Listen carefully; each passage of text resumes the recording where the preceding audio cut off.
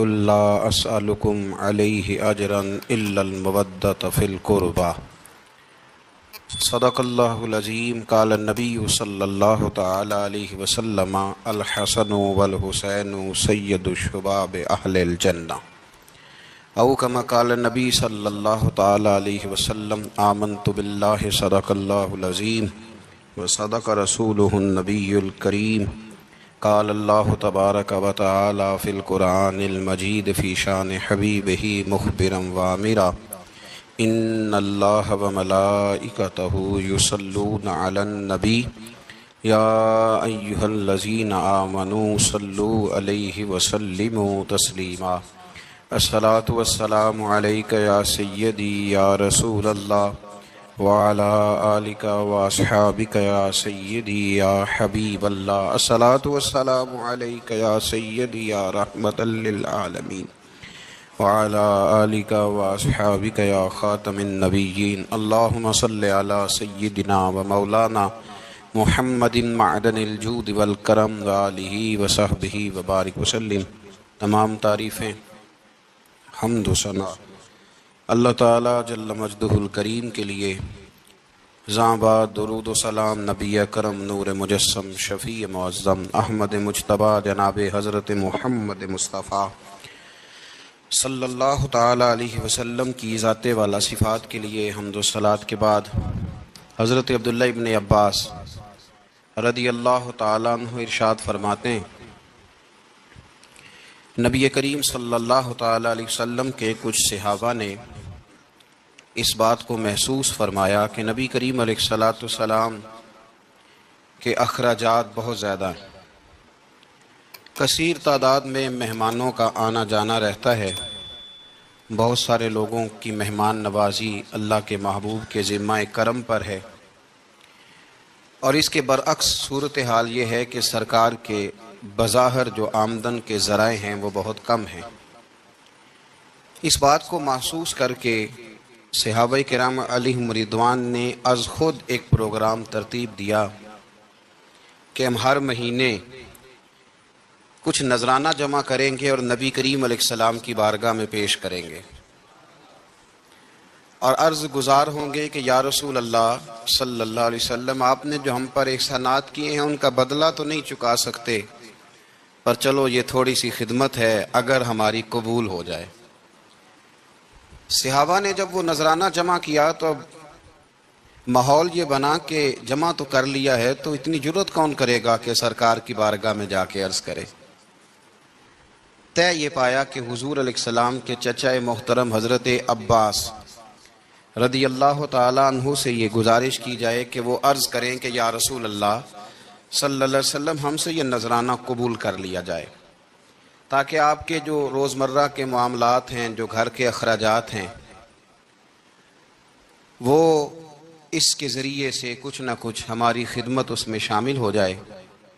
حبیب لبیب سید عالم صلی اللہ علیہ وسلم کی عالی مرتبت خدمت میں حضرت عباس نے جب وہ نذرانہ پیش کیا اور صحابہ کرام علیہم رضوان کی اس خواہش کا اظہار کیا اور بڑے درد مندانہ انداز میں عرض کیا کہ یا رسول اللہ، آپ کا وہ کاشانہ نور ہے کہ جو بھی آتا ہے وہ جھولی بھر کے ہی جاتا ہے، ہر ایک کو ملتا ہے، لیکن یا رسول اللہ ظاہراً کوئی ذرائع ہمیں نظر نہیں آتے، دل کرتا ہے کہ ہم خالصتاً آپ کی کچھ خدمت کر سکیں. تو حضور کچھ جواب دینے ہی والے تھے کہ اللہ تعالیٰ نے قرآن مجید نازل فرما دیا. کہا محبوب کل ان سے فرما دیجئے لا اسألکم علیہ اجرا. گویا طائف میں پتھر کھانے سے لے کر احد میں دانت شہید کرانے تک میں نے تمہارے لیے بڑا کچھ کیا ہے، پر میں تم سے کوئی اجر نہیں مانگتا. میں نے تمہارے لیے بڑا کچھ سہا ہے، پر میں تم سے کوئی سوال نہیں کرتا. ہاں اگر کچھ کرنا ہے نا تو الا المودۃ فی القربی، میرے جو قریبی ہیں نا ان سے پیار کرتے رہنا، ان سے پیار کرنا. یا رسول اللہ وہ کون ہے؟ تو نبی پاک نے فرمایا علی، فاطمہ اور ان دونوں کی اولاد، ان سے پیار کرتے رہنا. لا اسألکم علیہ اجرا، میں تم سے کوئی اجر نہیں مانگتا. پر یہ جو میرے قریبی ہیں نا، اصلاں نال جے نیکی کریے اور نسلاں تاک نہیں پول دے، تے بے اصلاں نال نیکی کریے تے پھول کنڈیاں نال تول دے. ان سے پیار کرنا. میرے رسول کریم علیہ السلام نے نا اپنی اہل بیت کو ہمارے لیے نمونہ بنا کے چھوڑا ہے. ان کی محبت ضروریات دین کا حصہ ہے. ایک شخص بالغ ہونے سے لے کر انتقال تک کوئی نماز قضا نہ کرے، ہر سال زکوٰۃ دے اور ہر سال حج کرے، حقوق العباد کا ایک ذرہ بھی ضائع نہ کرے، لیکن مر جائے اہل بیت کے بغض پر، تو وہ جنت میں نہیں جائے گا، وہ جہنم میں جائے گا. اس کی کوئی نماز، اس کی کوئی زکوٰۃ، اس کا کوئی حج اللہ کی بارگاہ میں قبول نہیں. لیکن کمزوریاں رہ جائیں، کوشش کرتا رہے، کمزوریاں رہ جائیں، پر حسنین کریمین سے پیار کرتا جائے، ان کی ماں سے، ان کے والد سے محبت کرتا جائے. تو میرے محبوب نے فرمایا مم مات علی حب آل محمدن مات شہیدا. جو آل محمد کی محبت میں دنیا سے گیا وہ سادہ نہیں گیا، وہ تو شہادت کی موت مرا ہے، تو شہید ہو کے دنیا سے گیا. اہل بیت کا اسوہ نور ان کی محبت ضروریات میں سے ہے. رسول کریم علیہ السلام نے فرمایا، جامع ترمذی میں موجود ہے، فرمایا میں جا رہا ہوں پر تمہیں دو بڑی بھاری بڑی وزنی چیزیں دے کے جا رہا ہوں. صحیح ستہ کی روایت. دو وزنی چیزیں تمہارے بیچ چھوڑ کے جا رہا ہوں، اگر ان کو تھام کے رہو گے تو کبھی گمراہی تمہارے پاس نہیں آئے گی. یا رسول اللہ وہ کون کون سی؟ فرمایا ایک اللہ کی کتاب دے کے جا رہا ہوں اور دوسرا اپنا خاندان دے کے جا رہا ہوں. اگر اہل بیت نبوت کو تھامے رہو گے، ہمارے بزرگوں نے لکھا ہے کہ یہ جو حضور نے کتاب اللہ اور پھر اپنی اہل بیت کا تذکرہ فرمایا، تو اس کا مطلب یہ ہے کہ تھیوری دیکھنی ہوئی تو قرآن دیکھنا، اور پریکٹیکل دیکھنا ہوا تو علی اور فاطمہ کو دیکھنا، حسن اور حسین کو دیکھنا، ان کو دیکھنا. نبی کریم علیہ الصلاۃ والسلام کے اہل بیت منارہ نور ہیں. ان کی محبت، ان کا پیار کیوں بھلا؟ اس لیے کہ یہ وہ خوبصورت لوگ ہیں جن کو خود میرے نبی پاک نے تراشا ہے. ان کی سیرت میں جتنے رنگ ہیں وہ رسول کریم نے خود بھرے ہیں.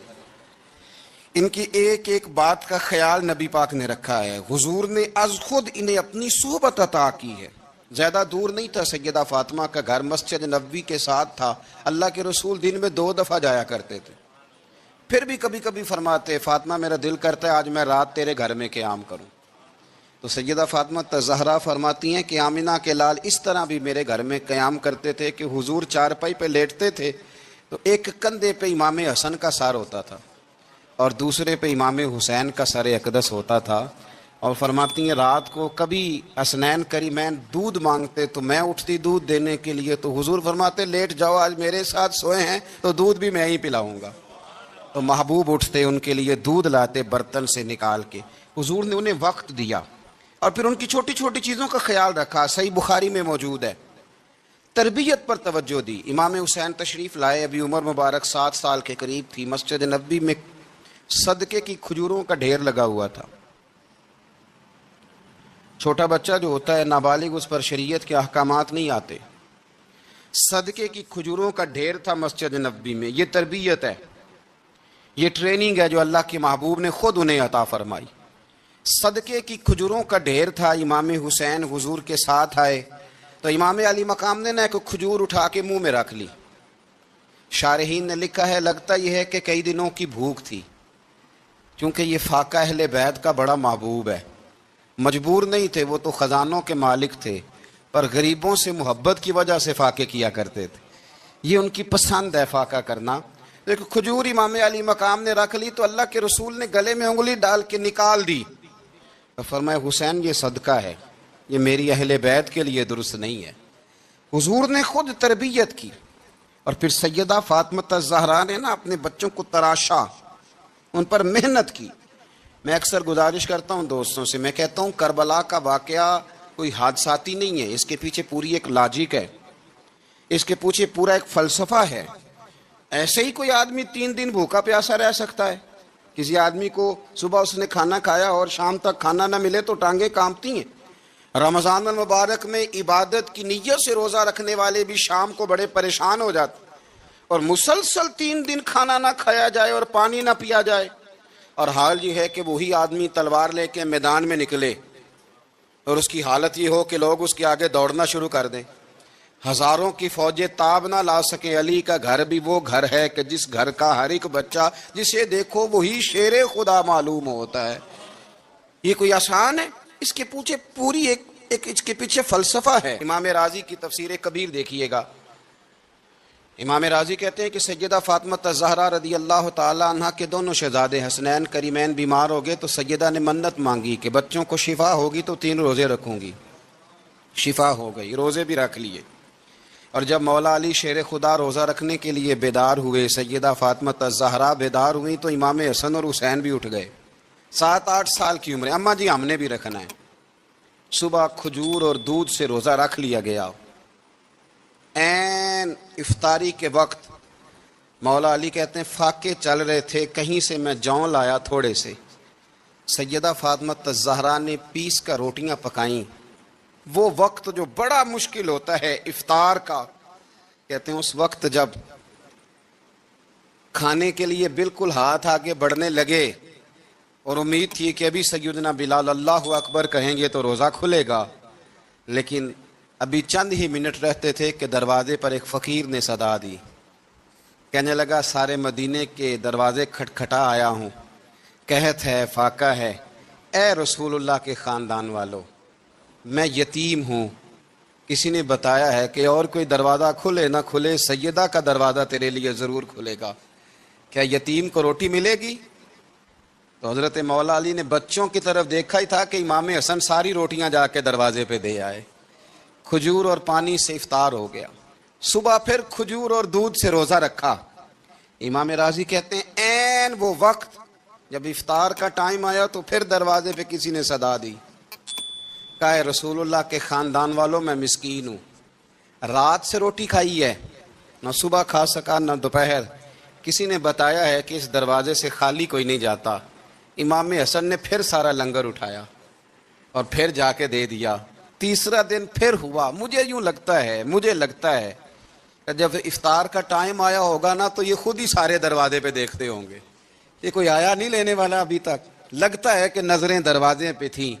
عین افطار کے وقت 3 روٹیاں جب جوں کی پک کے آئی تو ایک بھکاری نے صدا دی، کہنے لگا میں قیدی ہوں، آج ہی قید سے رہائی ملی ہے، پہلے دن کسی کے دروازے پہ صدا دی ہے روٹی ملے گی۔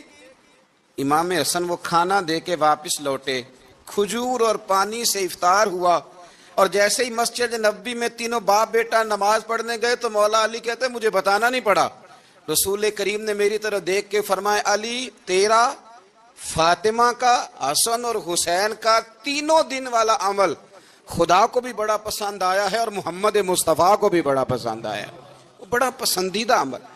میں کہتا ہوں کہ حضرت فاطمہ نے نا ان کی تربیت پہلے ہی کر دی تھی، 3 دن بغیر افطار کے روزہ رکھنے کی، وہ ٹریننگ گھر سے ہو چکی تھی۔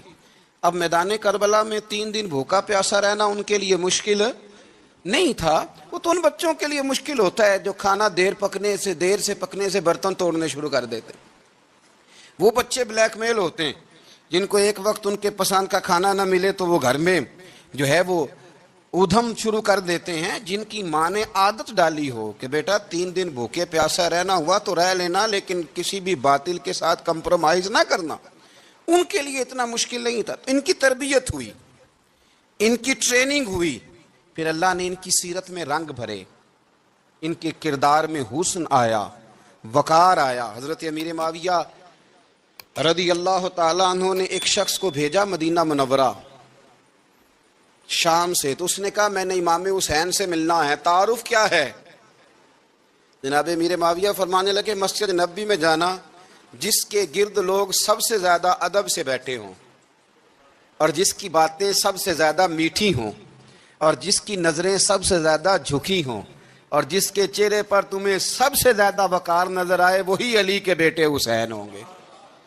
جو سب سے زیادہ تمہیں وہاں ماحول کے اندر جو شخص نظر آئے، پوچھنے کی ضرورت نہیں پڑے گی، وہ شخص کہتا میں مدینے آیا تو میں نے واقعی ایک شخص کو دیکھا، شہد کے گرد مکھیوں کا اتنا ہجوم نہیں ہوتا، جتنا امام حسین کے گرد رسول اللہ کے غلاموں کا ہجوم تھا، لیکن نظریں جھکی ہوئی، باتیں میٹھی، لہجہ گداز گداز، لفظوں میں رانائی، اور لوگ کئی باتیں پوچھتے تو علی کے صاحبزادے ایک کا جملہ بولتے تو لگتا یہ کہ وہ جملہ سیدھا دل میں اترتا چلا جاتا ہے۔ امام علی مقام کے کردار میں کچھ باتیں بڑی زیادہ تھیں، بہت زیادہ تھیں، بڑا حسن تھا۔ ایک بات تو یہ تھی، امام حسین رضی اللہ تعالیٰ عنہ کا علم و فضل بڑا کمال کا تھا۔ ایک دفعہ صحابہ میں مسئلہ بن گیا کہ بچہ پیدا ہوتا ہے تو اس کا وظیفہ کیسے لگانا ہے۔ امام حسین کا علم و فضل بتا رہا ہوں، علم و فضل، تو بات بڑی پیچیدہ ہو گئی۔ حضرت عبداللہ ابن زبیر کے پاس لوگ آئے، کہنے لگے کہ آپ بڑے صاحب علم و فضل ہیں، آپ نے حضور علیہ الصلوۃ والسلام کے ساتھ وقت گزارا ہے، تو مسئلے کو حل کریں کہ بچہ پیدا ہونے کے بعد حکومت اگر وظیفہ لگائے گی تو کب لگائے گی۔ جب بحث طول پکڑ گئی، مسئلہ حل نہیں ہوتا تھا، تو حضرت عبداللہ ابن زبیر کہنے لگے ہم سے نہیں حل ہوگا، ایک بندہ ہے جس کے سینے میں رسول اللہ صلی اللہ تعالی علیہ وسلم کے نور نبوت کا فیضان ہے، وہ یہ مسئلہ حل کریں گے۔ تو کہا وہ کون سے؟ آپ فرمانے لگے جب ہم سے مسائل حل نہیں ہوتے تو ہم ان کے علم سے فائدہ اٹھاتے ہیں۔ کہا کون ہے؟ کہا جناب امام حسین۔ تو لوگ حضرت امام حسین کے پاس گئے، کہا حضرت یہ ایک مسئلہ الجھ گیا ہے کہ بچہ پیدا ہو تو وظیفہ کب لگانا ہے۔ فرمایا الجھنے والی بات ہی کوئی نہیں، پیدا ہونے کے بعد جب وہ پہلی دفعہ آواز نکالے تو اس کا وظیفہ لگا دو۔ اس کا مطلب یہ ہے کہ وہ دنیا میں آ گیا ہے، اس نے اپنے آنے کا اظہار کر دیا ہے، اعلان کر دیا ہے، اب اس کا وظیفہ لگا دو۔ تو اس پر پھر صحابہ کا اتفاق ہو گیا۔ امام حسین کے علم سے، فضل سے لوگ فیض اٹھاتے تھے۔ پھر اس کے ساتھ ساتھ امام حسین کا ذوق عبادت بڑا شاندار تھا، بڑا زبردست ذوق۔ علامہ جوزی نے لکھا ہے وکان الحسین رضی اللہ تعالی عنہ فاضلا کثیر الصوم والصلاۃ والحج والصدقۃ وافعال الخیر جمیعا۔ آپ فرماتے ہیں کہ امام حسین زیادہ نمازیں پڑھنے والے تھے، کثرت سے سجدے کرنے والے، کثرت سے روزے رکھنے والے، زیادہ حج کرنے والے، اور امام حسین صدقہ دینے والے اور نیکی کے کاموں میں شدت کرنے والے۔ امام حسین کا جو ذوق عبادت تھا وہ اتنا شاندار تھا کہ آپ فرض نماز کے علاوہ روزانہ 100 رکعت نماز نفل ادا فرمایا کرتے۔ اور امام حسین فرماتے زندگی میں کبھی ایسا نہیں ہوا کہ 3 دن گزر گئے ہیں اور حسین کا قرآن پاک ختم نہ ہوا ہو۔ 25 حج کیے امام حسین نے مدینہ منورہ سے مکہ مکرمہ پیدل جا کے، 25 حج۔ اب تو نسبت والے لوگوں کو عبادت کی ضرورت نہیں نا، اللہ ماشاءاللہ کہتے ہیں نسبت بڑی ہے۔ بھئی جن کی نسبت اتنی خاص تھی کہ حضور نے فرمایا یہ فاطمہ کے نہیں میرے بیٹے ہیں، ان کا تو حال یہ ہے کہ فرض کے علاوہ 100 نفل، 3 دن سے پہلے ختم قرآن پاک، 25 حج فرمائے، تو کس نسبت کی بات کرتا ہے؟ یہ نسبتیں تو ہیں جو انسان کو عبادت کے قریب کرتی ہیں۔ لوگوں نے معیار ہی بدل دیا ہے۔ حضرت سیدنا امام حسین کی شہادت کے بعد حضرت عبداللہ ابن زبیر رضی اللہ تعالیٰ عنہ نے قاتلان حسین سے خطاب کیا اور فرمانے لگے اللہ کی قسم تم نے اس شخص کو شہید کیا ہے جو راتوں کو لمبے لمبے قیام کرتا تھا، اور تم نے اس شخص کو شہید کیا ہے جس سے میں دن میں جب بھی ملتا تھا تو وہ روزے سے ہوتا تھا۔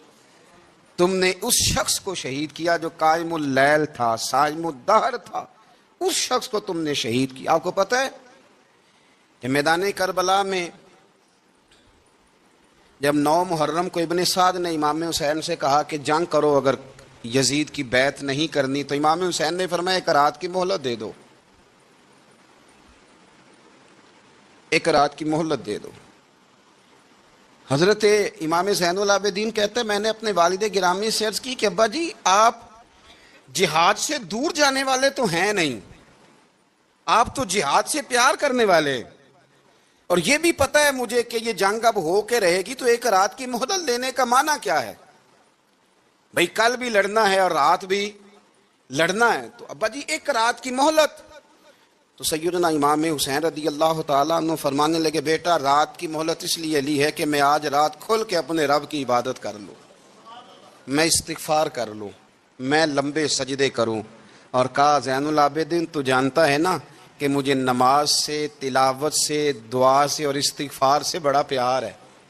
نماز سے مجھے پیار ہے، دعا سے مجھے پیار ہے، استغفار سے مجھے پیار ہے۔ فرمایا بیٹا میں نے اس لیے نہیں کہ میں چاہتا ہوں ایک رات اور دنیا میں رہوں۔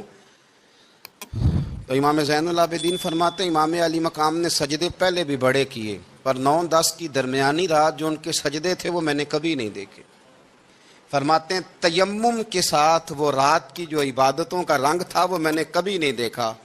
امام علی مقام کا عبادت کا ذوق تھا، شوق تھا، لذت تھی۔ آپ یقین کریں ایسے ایسے عجیب بہانے ہم لوگوں کہتے ہیں میرا نماز میں دل نہیں لگتا، تو میں کہتا ہوں تیرا گپ شپ میں کس طرح لگتا ہے، تیرا موبائل پہ کیسے لگتا ہے بھائی؟ یہ تو بھائی ذوق کی بات ہے۔ امام حسین کہتے ہیں مجھے قرآن پاک سے پیار ہے، مجھے تلاوت سے پیار ہے، مجھے دعا سے پیار ہے، مجھے استغفار سے پیار۔ بھائی جس کو جس چیز سے پیار ہوگا دل لگ جائے گا۔ ہم نے کبھی پیار کیا ہی نہیں اس سے، جن چیزوں سے پیار ہے وہاں دل لگ جاتا ہے۔ یہ ایک بہانہ ہے، ورنہ کثرت سے عبادت کرنا، ذوق پیدا کرنا، یہ تو اہل اللہ کا طریقہ ہے۔ والذین یبیتون لربہم سجدا وقیاما، رب کے بندوں کی علامت یہ ہے کہ وہ راتیں سجدے اور قیام میں گزار دیتے ہیں۔ تو امام حسین کی سیرت کا کمال ہے کہ ذوق عبادت رکھتے تھے۔ دوسری بات جو امام علی مقام کی سیرت میں بڑی شاندار ہے وہ یہ ہے کہ سخی بڑے تھے۔ ایک قول سنانا ہے آپ کو امام حسین کا، اور خواہش میری یہ ہے کہ میرے حاضرین اور ناظرین اس قول کو رٹا لگا کے یاد کریں، اس قول کو انشاءاللہ۔ یہ قول جو امام حسین کا ہے نا جی، یہ جس دن مجھے ملا تھا نا تو میں نے بھی رٹا لگا کے یاد کیا تھا، اور میرے پاس جتنی ڈائریاں ہیں شاید میں نے سب میں لکھا ہے۔ امام علی مقام رضی اللہ تعالیٰ عنہ فرماتے تھے اللہ کی رضا کے لیے کسی شخص کی ایک حاجت پوری کر دینا 1 مہینہ مسجد میں اعتکاف کرنے سے زیادہ درجہ رکھتا ہے۔ ایک بندے کی ایک حاجت پوری کر دینا 1 مہینہ پورا مسجد میں اعتکاف کرنے سے زیادہ درجہ رکھتا ہے۔ خدا کے بندے تو ہیں ہزاروں اور بنوں میں پھرتے ہیں مارے مارے، میں اس کا بندہ بنوں گا جس کو خدا کے بندوں سے پیار ہوگا۔ کسی بندے کی ایک حاجت پوری کرنا 1 مہینہ اعتکاف میں بیٹھنے سے زیادہ افضل ہے۔ اسی لیے تو میرے حبیب کریم علیہ السلام نے فرمایا تو رب کے بندوں کی حاجتیں پوری کرنے میں لگ جا، رب تیری حاجتیں پوری فرما دے گا۔ امام علی مقام فرماتے تھے ایک حاجت کسی کی پوری کرو۔ حضرت جناب سیدہ زینب بنت ابی رافع کہتی ہیں کہ سیدہ فاطمہ الزہرا نا ایک دن اپنے دونوں شہزادوں کو لے کے، جب حضور کی طبیعت مبارک بظاہر علیل تھی جس میں حضور کا وصال ہوا، دونوں شہزادے لے کے سیدہ فاطمہ نبی کریم کی بارگاہ میں گئی، کہنے لگی یا رسول اللہ میرے بچوں کو کچھ دیجئے سیدہ پاک۔ تو حضور اٹھ کے بیٹھ گئے، اس کندھے سے امام حسن کو لگایا اور اس سے امام حسین کو لگایا اور فرمایا فاطمہ یہ جو میرا حسن ہے نا اس کو میں اپنی ہیبت اور سرداری دیتا ہوں، اور فرمایا یہ جو میرا حسین ہے نا حسین کو میں اپنی جرت اور سخاوت دیتا ہوں، میرا حسین جرت مند ہوگا اور سخی ہوگا۔ داتا گانج بخش علی حجویری، امام الاولیاء، سید الاصفیاء، داتا صاحب کشف المعجوب میں فرماتے ہیں ایک دن نا امام حسین کے پاس ایک شخص آیا بڑی دور سے کچھ مانگنے کا، حضور کچھ دیجئے۔ وہ شخص کہتا ہے کہ میرا ظرف یہ تھا کہ 4-5 دینار ملیں گے۔ تو امام حسین فرمانے لگے تھوڑی دیر بیٹھ جا، رزق آ رہا ہے۔ تو امام حسین کو حکومت وقت کی طرف سے نا 5 تھیلیاں ملی جس میں ایک تھیلی میں 500 اشرفیاں تھیں، 5 تھیلیاں آئیں، لیکن اس کو آنے میں نا ذرا دیر ہو گئی۔ وہ 5 تھیلیاں جب آئی نا تو امام حسین اس کی طرف 5 تھیلیاں بڑھا کے نا، ذرا دیکھنا میری طرف غور سے، 5 تھیلیاں بڑھا کے نا تو فرمانے لگے میاں جتنا تجھے انتظار کرایا نا اتنی ہم تیری حاجت پوری نہیں کر سکے۔ تو یہ نہ محسوس کرنا کہ حسین کے دروازے پہ بیٹھا بھی رہا ہوں تو ملا کیا ہے، یہ نہ محسوس کرنا۔ وہ شخص کہتا ہے جب میں نے وہ تھیلیاں کھولی اور پھر میری نظر امام حسین پہ پڑی تو میرے اندر سے آواز آئی اگر حسین ابن علی اتنے سخی ہیں تو محمد عربی کتنے سخی ہوں۔ اگر یہ معیار ان کا ہے، ان کا یہ معیار ہے، اور خود بھیک دیں خود ہی کہیں منگتے کا بھلا ہو، خود کہنے لگے جتنا انتظار کرایا ہے اتنی تیری مدد کر سکے۔ یہ سخاوت کا معیار تھا، یہ طریقہ تھا۔ ایک دفعہ سیدنا امام حسین رضی اللہ تعالیٰ عنہ کے گھر کے اندر نا 5000 دینار آئے، مسجد میں تھے، آپ کو 5,000 دینار ملے، تو امام زین العابدین کہتے ہیں کہ مسجد سے لے کر گھر آنے تک امام حسین نے 5 کے 5,000 اللہ کے رستے میں خیرات کر دی۔ فرماتے ہیں میں نے کہا ابا جی 5 دینار کی گھر میں ضرورت تھی، مالاں والے سخی نہیں ہوندے تے سخیاں کل مال نہیں ہوندا، ایتھے اوتھے دوویں جہانی سخی کنگال نہیں ہوندا۔ کہا ابا جی 5 دینار کی گھر میں ضرورت تھی، تو کہتے ہیں مجھے فرمانے لگے بیٹا یہ جن کو میں نے دیا ہے نا یہ گھر کے لیے ہی دیا ہے، یہ گھر کے لیے ہی دیا ہے، جن کو دیا ہے تمہارا کیا خیال ہے یہ باہر خرچ ہوا ہے، یہ گھر کے لیے ہی ہے۔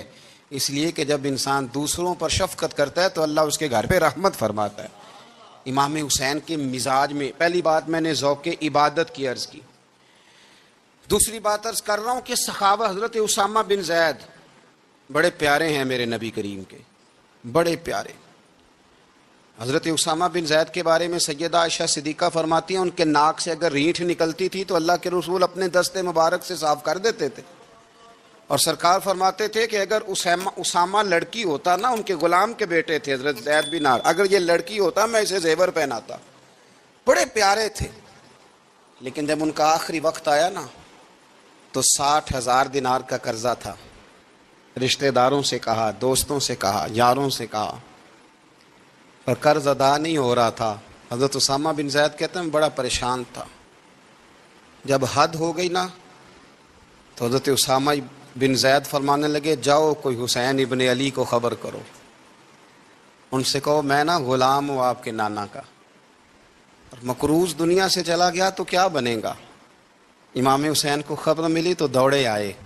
لاجپال اس پیر کو نہیں کہتے جو تگڑا نذرانہ لے کے تو ماتھا چوم لے، لاجپال تو اس کو کہتے ہیں کہ جب ضرورت پڑے تو وہ سر پہ موجود ہو۔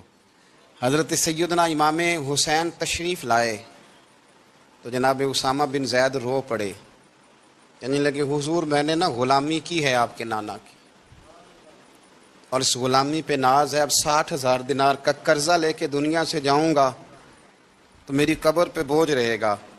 امام حسین خادم کو بھی کہہ سکتے تھے جاؤ گھر پیسے پڑے ہیں لے آؤ، امام حسین خود گئے، چادر اوڑھ کے تو اس کی اوٹ میں بکل میں 60,000 دینار چھپا کے لائے، اور جناب اسامہ بن زید کے سامنے رکھ کے کہنے لگے اسامہ یار پیسے رات کو ہی آئے تھے، میں سوچ رہا تھا مجھے تو ضرورت نہیں، اللہ نے کس کا نصیب میرے گھر میں بھیج دیا ہے، مجھے تو حاجت ہی نہیں تھی، اب پتہ چلا پیسے تیرے تھے، اللہ نے حسین کی ڈیوٹی لگائی ہے کہ جا کے دے آ۔ حضرت اسامہ بن زید رو پڑے، فرمانے لگے اللہ آپ کو بہترین صلہ عطا فرمائے، یہ معیار تھا۔ اور پھر تیسری بات یہ کہ دل کے بڑے صاف تھے، دل بدستاور کے حج اکبر است، از ہزاراں کعبہ یک دل بہتر است۔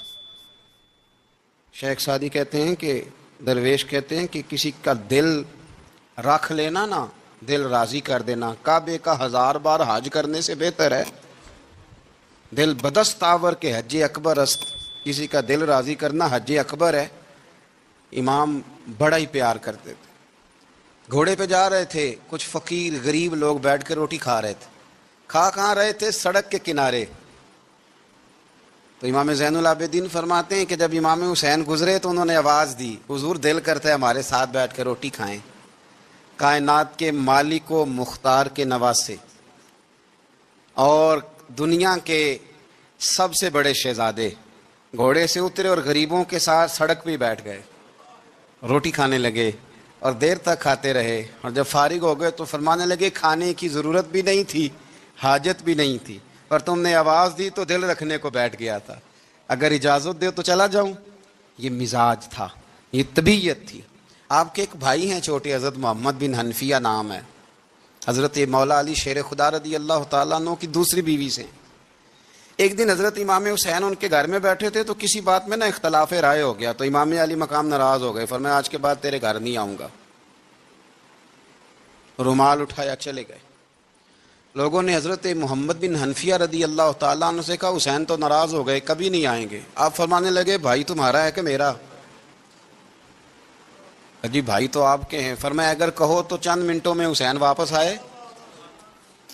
جناب ناراضگی ہو گئی ہے۔ فرمایا ناراضگی ہوئی ہے پر میں اس کے دل کی نرمی کو تو جانتا ہوں نا۔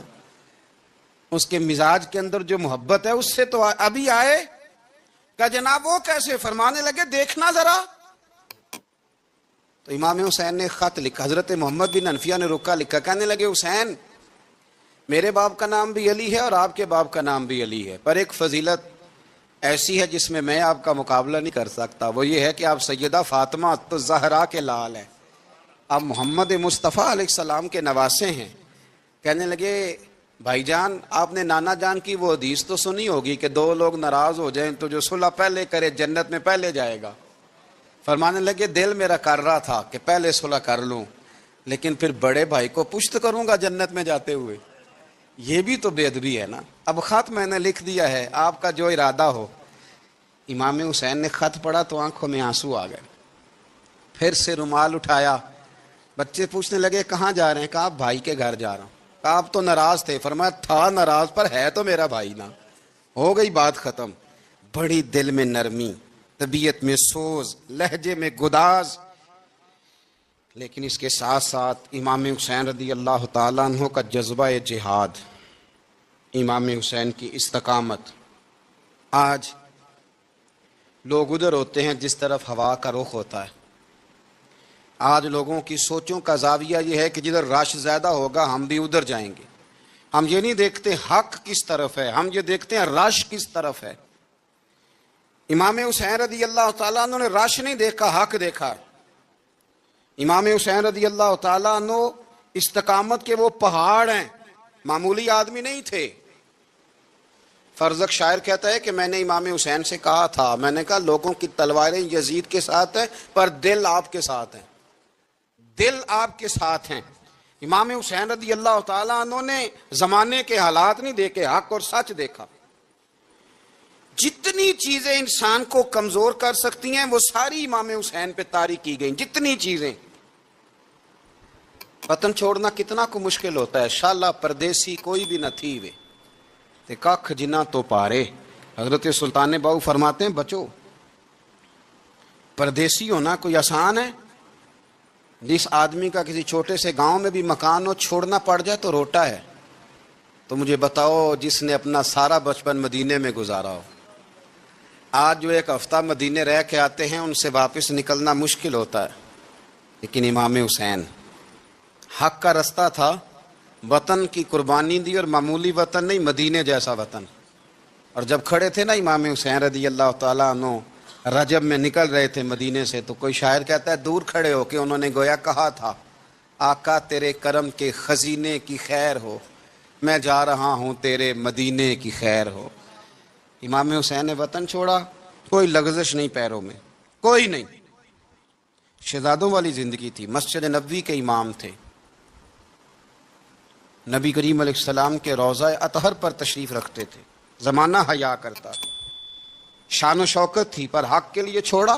نکل کر خانقاہوں سے ادا کر رسم شبیری. اور پھر بڑا مشکل ہوتا ہے. جس شخص کے ساتھ بچے اور عورتیں ہوں وہ تو یہ کہہ کے لڑائی سے جان چھڑاتا ہے کہ میرے ساتھ فیملی ہے، نہ ہوتی تو تجھے بتاتا. پر امام حسین کو اولاد بھی کمزور نہیں کر سکی، عورتوں کا ساتھ ہونا کمزور نہیں کر سکا. پھر امام علی بھوک کتنا مشکل کام ہے. آج لوگ کہہ نہیں دیتے کہ میں تو اس لیے گناہ کرتا ہوں کہ رشوت اس لیے لے لیتا ہوں کہ بچے چھوٹے ہیں. 10 دنوں کی کم و بیش سفر، 3 دنوں کی بھوک اور پیاس، پر حق کے رستے میں امام حسین کو کوئی چیز کمزور نہیں کر سکی. اور پھر وہ جتنی باتیں لوگ کہہ سکتے تھے وہ ساری کہیں گئیں، ساری. اور آ کے عرض کرنے لگا حضور یہ کوئی معمولی دشمن نہیں، یہ وہ ظالم ہیں جو لاشوں پہ بھی گھوڑے دوڑا دیتے ہیں. تو امام علی مقام فرمانے لگے جو شہادت کا جذبہ لے کے نکلے وہ پھر انجام نہیں دیکھا کرتا. وہ انجام، وہ جتنی چیزیں جو استقامت کے رستے میں آ سکتی ہیں وہ ساری چیزیں رستے میں آئیں، پر امام علی مقام نے کسی چیز کی پرواہ نہیں کی. آج کا مسئلہ یہ ہے کہ آج لوگوں میں استقامت نہیں ہے. رات کو کچھ ہوتے ہیں، سویرے کچھ ہوتے ہیں، دوپہر کو کچھ ہوتے ہیں، شام کو کچھ ہوتے ہیں. ہمارا کل انداز تکلم کچھ اور ہوتا ہے، صبح کچھ اور ہوتا ہے. امام علی مقام میدان میں رہے. ایک میت گھر میں ہو جائے تو کئی دنوں تک آنکھ کھلتی نہیں. ہوش رہتا نہیں. سب سے زیادہ مصائب امام حسین نے دیکھے، سب سے زیادہ. اور گھوڑے پر بیٹھنے سے پہلے ساری تکلیفیں آپ دیکھ چکے تھے. باپ کا جنازہ اٹھانا آسان ہوتا ہے، بیٹے کا جنازہ اٹھانا بڑا مشکل ہوتا ہے. پر امام حسین نے بیٹوں کے جنازے اٹھائے. حضرت علی اصغر کی لاش کو امام حسین نے اپنے دست مبارک سے دفن کیا، اور جناب علی اکبر کی میت کو جب آپ اٹھا کے لا رہے تھے تو سیدہ زینب فرماتی ہیں کہ مجھے یوں کبھی لگتا تھا حسین کا قد بڑا ہے اور کبھی لگتا تھا علی اکبر کا قد بڑا ہے.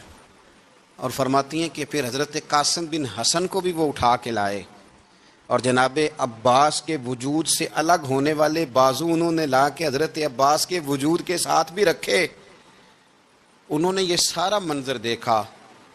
لیکن جب حسین ابن علی اپنی دفعہ گھوڑے پہ سوار ہوئے تو لگتا یہ تھا کہ ان سے زیادہ بہادر کوئی نہیں. ایک جملہ بھی یزیدی فوج کے سامنے امام حسین نے کمزور نہیں کہا، ایک جملہ بھی، ایک فکرہ بھی کچا نہیں بولا، کہیں بھی کوئی منت نہیں کی، کسی جگہ بھی ان کے پائے استقلال میں کوئی لغزش نہیں آئی. جب لوگوں کو پتہ چل جائے کہ اب سامنے موت ہی موت ہے، سوائے اس کے چارہ کچھ بھی نہیں، تو بہت ساری رخصت اور اجازت تو دین بھی دیتا ہے. پر امام حسین کسی جگہ کسی رخصت پر عمل کرتے نظر نہیں آتے. ڈٹ کے بات کی، ڈٹ کے. اور پھر جب میدان میں نکلے، اللہ اکبر، تو ابن سعد کہنے لگا کہ اگر دو دو کر کے ایک ایک کر کے جاؤ گے تو یہ 45,000 کا لشکر سارا حسین کاٹ ڈالے گا. یک بارگی حملہ کرو گے تو بات. اتنی استقامت، اتنا. آج تو لوگ ڈپریشن کے مریض ہیں، آج تو لوگ ٹینشن کے مریض ہیں. ہر دوسری بات میں لوگ کہتے ہیں وہ بڑا، پر کس بات سے؟ مطلب کیا آپ نے زندگی میں صرف جاب نہیں مل رہی، صرف بیماری آ گئی، صرف خرچہ نہیں گھر میں بڑا کس بات کا ڈپریشن؟ امام حسین کی زندگی بتلاتی ہے کہ وہ لوگ بھی کوئی دنیا میں کمال حاصل کر سکتے ہیں جو چھوٹی چھوٹی بات پہ روتے ہیں. مال بھی ہے، جوانی بھی ہے، گھر بھی ہے، مکان بھی ہے، بچے بھی ہیں، عزت بھی ہے، صرف پیسے نہیں. اور انسان ہے کہ آنکھیں نہیں کھل رہی، وہ سمجھتا ہے میں کسی کام کا ہی، فقط پیسے نہیں بس. او خدا کے بندو، امام علی مقام نے فرمایا سارا کچھ لٹا کے بھی جو میدان میں کھڑا رہے اسے حسین ابن علی کہا جاتا ہے، اسے حسین ابن علی کہا جاتا ہے. حسین ابن علی کی شان رفت کوئی کیا جانے، حسن جانے، علی جانے، نبی جانے، خدا جانے، کون جانے امام علی مقام کا معیار. تو امام حسین رضی اللہ تعالیٰ عنہ کی زندگی ہمیں بتاتی ہے کہ ذوق والی عبادت کرو. امام حسین کی زندگی ہمیں بتاتی ہے کہ جب تم سخاوت کرو تو پھر اپنی حیثیت سے بڑھ کر کرو. اور امام حسین کی زندگی ہمیں بتاتی ہے کہ دل میں کسی کے لیے کوئی بات نہ رکھو، صلح کرنے میں پہل کرو، محبتیں کرنے میں آگے بڑھو.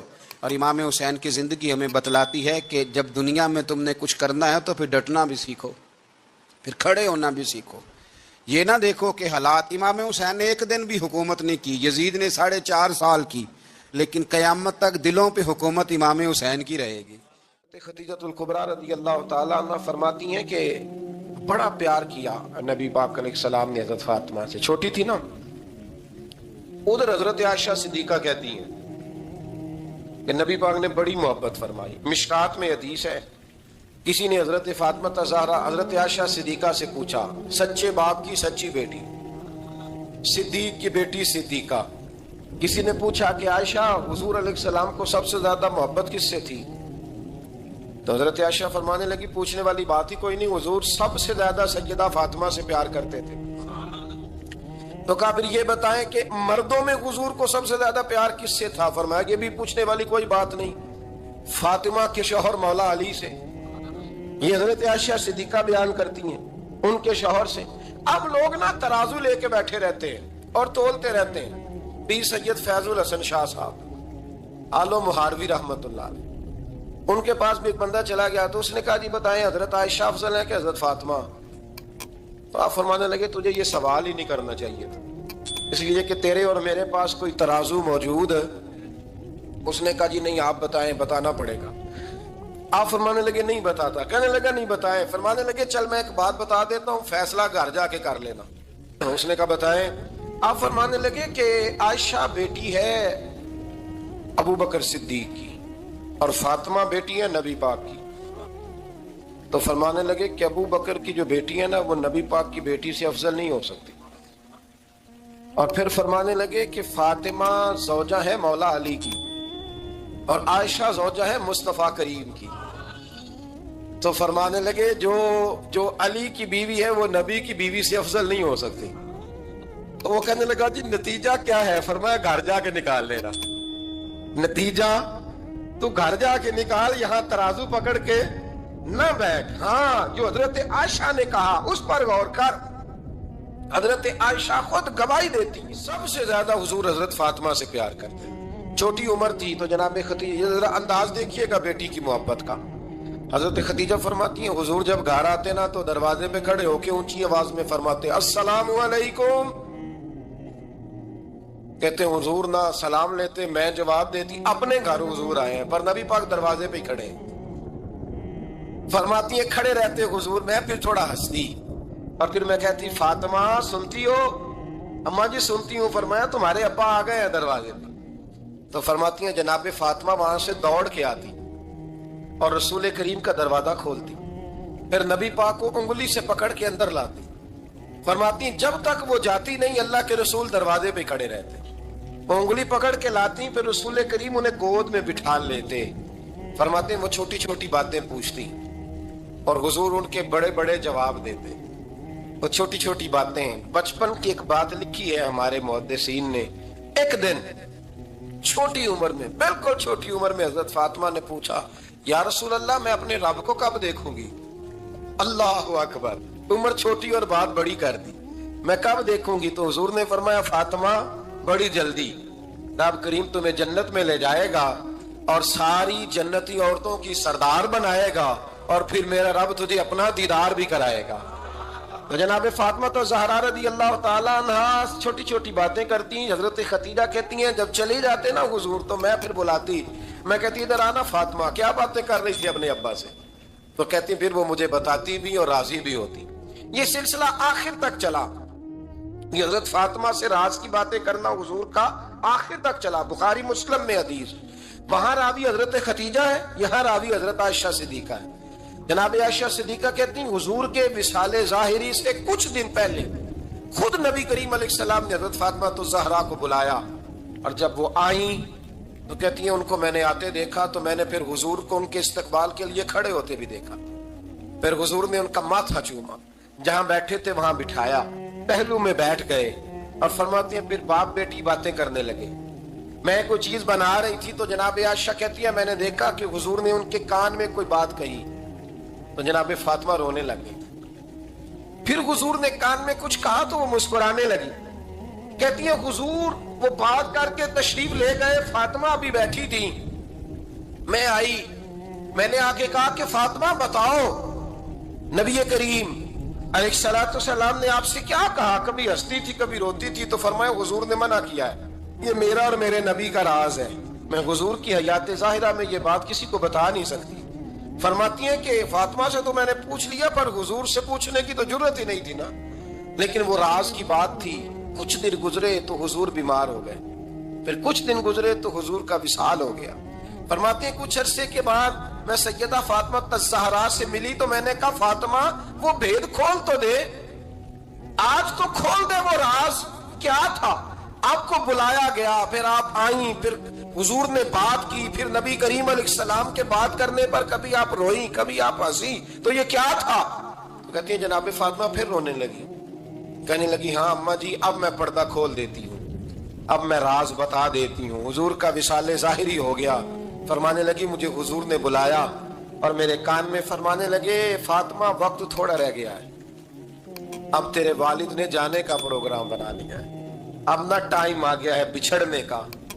فرماتی ہیں جب میں نے یہ بات سنی تو میں رو پڑی، حضور آپ بچھڑ جائیں گے؟ کہتی ہے میں روئی. ذرا حدیث کے جملوں پہ غور کرنا.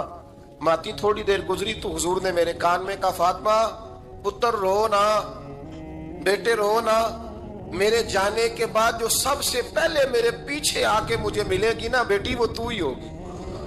اللہ کرے میں سمجھا سکوں آپ کو بات. جب کہا نا کہ میں وصال کروں گا تو رو پڑی، اور جو کہا نا میرے بعد تیرا بھی جلدی وصال ہو جائے گا تو حضرت فاطمہ نے ہنسنا شروع کر دیا. کیا پیار ہے میرے محبوب علیہ السلام کے ساتھ جناب فاطمہ کا. ان کے وصال کی خبر سنی تو رو پڑی اور اپنے کی سنی تو ہنس پڑی. اور پھر حضور نے کہا فاطمہ تجھے یہ بھی پتا ہے نا کہ اللہ تجھے جنتی عورتوں کا سردار بنائے گا, یہ بھی تجھے پتا ہے. تو جناب فاطمہ الزہرا کے ساتھ شروع سے لے کر آخر تک میرے رسول کریم علیہ السلام کی محبت رہی, پیار رہا. اور جناب فاطمہ کا جو حضور سے پیار تھا, ایک ہے باپ کا شفقت کرنا اور ایک ہے بیٹی کا پھر اپنے باپ سے. بولیے, یہ بیٹیاں جو ہوتی ہیں نا, ان کا بھی رویہ کو انوکھا ہوتا ہے ساری دنیا سے, انوکھا. میں کبھی کبھی کچھ ایسی باتیں کرنے کو دل کر جاتا ہے کہ جو کر گزرتے ہیں. ایک صاحب مجھ سے ایک دن کہنے لگا حضرت صاحب بڑی مشکل میں اور اتنا کٹھن وقت آ گیا کہ کوئی حال ہی نہیں. میں نے ان سے کہا کہ اپنی اماں سے دعا کراؤ, مسئلہ ٹھیک ہو جائے گا. کہنے لگا اماں تو انتقال کر گئی. تو میں نے کہا بہن سے دعا کراؤ. کہنے لگا بہن دور رہتی ہے. تو میں نے کہا پھر بیٹی سے کرا لو. آپ یقین کریں, اللہ کے گھر میں بیٹھا ہوں, رمضان کا مہینہ مجھے 30 دن ملا. کہنے لگا حضرت صاحب الحمدللہ اللہ نے میری مشکل آسان کر دی. کہنے لگا یہ نسخہ آپ نے بڑا عجیب بتایا ہے, پیر تو اس قسم کی باتیں نہیں نہ بتاتے. پیروں نے تو آپ کو پتا ہے دعائیں قید کر کے رکھی, صرف ہماری قبول ہونی. کہنے لگے آپ میرے ان کا میرے ساتھ ارادت کا رشتہ ہے. کہنے لگے آپ کس طرح کے پیر ہیں کہ آپ نے مجھے پلٹ کے کہہ دیا کہ اماں سے, بہن سے, بیٹی سے. تو میں نے کہا اصل بات یہ ہے کہ میں کبھی تھکا بھی ہوتا ہوں, کبھی کسی رنگ میں بھی ہوتا ہوں, اور کئی دفعہ اب تو یہ حال ہو گیا ہے کہ رونا آئے بھی تو روتے نہیں کہ لوگ تماشا نہ سمجھے. کئی دفعہ آنسو چھپانے بھی پڑتے ہیں کہ لوگ اس کو اداکاری اور فنکاری ہی نہ سمجھنے لگ جائے. تو میں نے کہا یہ جو بیٹی ہوتی ہے نا, یہ جو بہن ہوتی ہے, یہ جو ماں ہوتی ہے, اس کو اشارتاً بھی آپ کان میں کہہ دینا مشکل میں ہوں تو یہ رات کو رو رو کے مصلی بھگو دیتی. یہ رو رو کے دعا مانگتی ہے بیٹے کے لیے, بھائی کے لیے, باپ کے لیے. اس کا رنگ ہر بیٹی پیار کرتی ہے. اور یقین کریں کہ کلیجہ ٹھنڈا ہو جاتا ہے جب بیٹیاں چھاتی پہ لیٹتی ہیں تو لطف آتا ہے کہ اللہ کریم نے اس ننھی سی کلی میں کیا ٹھنڈک رکھی ہے کہ سارے دل کا جو ہے بوجھ اس نے ہلکا کر دیا. تو بتائیے پھر میرے نبی پاک کی شہزادی کی حضور سے محبت کتنی ہوگی. چھوٹی سی عمر تھی حضرت فاطمہ کی جب حضرت خدیجہ وصال کر گئے. تو کسی نے کہا فاطمہ سب سے پہلے گھر سے کب نکلنا ہوا؟ تو بخاری مسلم میں حدیث ہے, اللہ کے نبی نا بیت اللہ شریف کے سامنے سجدے میں تھے تو ابو جہل کو شرارت سوجھی. شرارت. اس نے کچھ لوگوں سے کہا, عقبہ بن ابی معیط تھا, کچھ اور لوگ تھے. کہنے لگا میں ابھی رستے سے گزرا ہوں تو وہاں کسی نے اونٹ ذبح کیا ہے. تو اونٹ کی اوجڑی, آپ نے اوجڑی دیکھی ہے نا, جانور کی اوجڑی بڑی وزنی ہوتی ہے, اس میں گندگی ہوتی. اونٹ کی اوجڑی بڑی وزنی ہوتی تھی. کہنے لگا وہاں اونٹ کی اوجڑی پڑی ہے, وہ دیکھو نبی پاک معاذ اللہ سجدے میں ہے, تو معاذ اللہ ثم معاذ اللہ وہ اونٹ کی اوجڑی اٹھاؤ حضور کی گردن پہ رکھ دو. تھوڑا سا مشکل سے جمعہ پڑھنا پڑ جائے نا, اور تھوڑا سا مشکل سے پڑھانا پڑ جائے تو ہم دین کے بہت بڑے خدمت گزار بن جاتے ہیں. یہ دیکھو سجدے کتنی مشکل سے ہو رہے ہیں, یہ دیکھو سجدے کتنی مشکل سے ہو رہے ہیں, کتنی مشکل سے حضور کے سر انور پر اوجڑی رکھ دی. یہ وہ وقت ہے کہ نہ تو چچا ابو طالب ہیں جو پہنچ جاتے, نہ جناب ختیجہ ہیں جو بندوبست کرتی.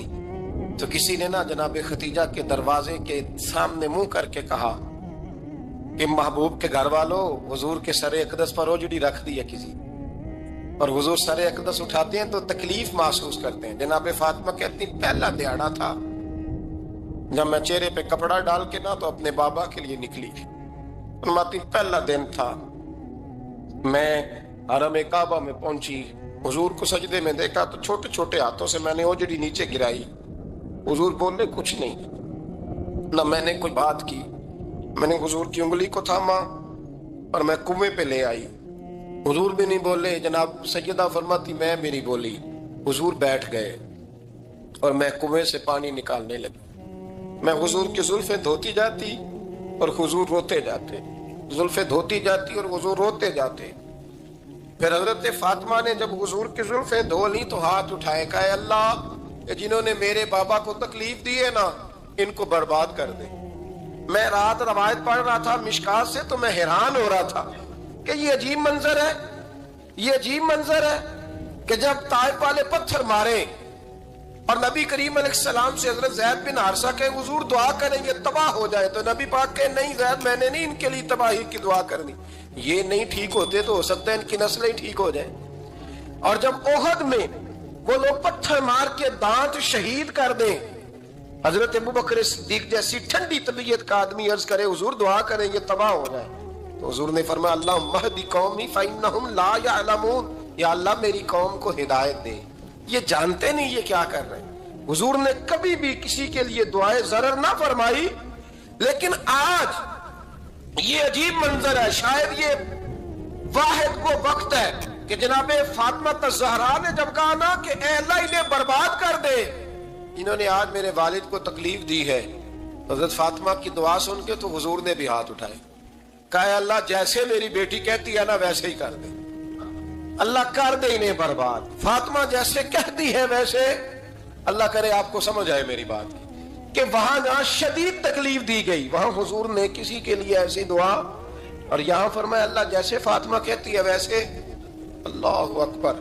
حضرت عبداللہ ابن مسعود کہتے ہیں کہ وہ دعا بھی میں نے سنی، اور پھر میں نے ان سب لوگوں کو جن کے لیے جناب سیدہ نے دعا کی تھی ان سب کو پھر میں نے بدر میں کٹتے ہوئے بھی دیکھا، میں نے ان کی لاشوں پر گھوڑے چلتے ہوئے بھی دیکھے، پھر میں نے دیکھا کہ صحابہ انہیں گھسیٹ کر کنووں میں ڈال رہے تھے، میں غور سے دیکھ رہا تھا اور ان کے چہرے پہچان رہا تھا، تو مجھ سے کسی نے کہا عبداللہ تم کیا غور کر رہے ہو؟ تو میں نے کہا میں غور کر رہا ہوں یہ وہی ہیں سارے جن کے لیے سیدہ فاطمہ نے دعا کی تھی کہ یہ برباد ہو جائے، یہ وہی ہے میرے رسول کریم علیہ السلام کی ہر تکلیف کو جناب فاطمہ نے اپنی تکلیف سمجھا، ہر تکلیف کو۔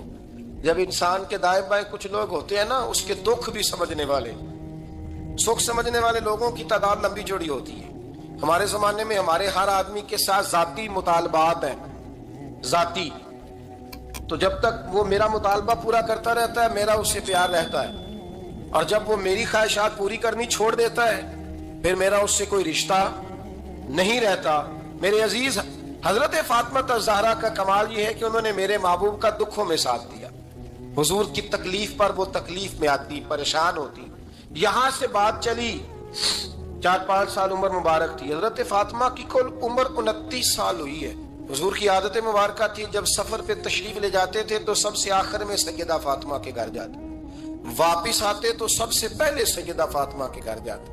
مولا علی کہتے ہیں ایک دن میں نے عجیب نظارہ دیکھا، نبی کریم علیہ السلام سفر سے واپس آنے والے تھے، میں نے حضرت فاطمہ کو اطلاع دی کہ حضور آج پہنچ جائیں گے، تو انہوں نے گھر سارا صاف کیا، سجایا، سنوارا، کھانا پکایا، لیکن فرماتی ہیں جیسے ہی حضور اندر داخل ہوئے نا گھر کے، جناب فاطمہ نے حضور کا چہرہ دیکھا تو ہاتھ پکڑ کے چومنے لگی، اور کہتے ہیں جب انہوں نے سر اٹھایا تو ان کا چہرہ سارا آنسوؤں سے بھرا ہوا تھا۔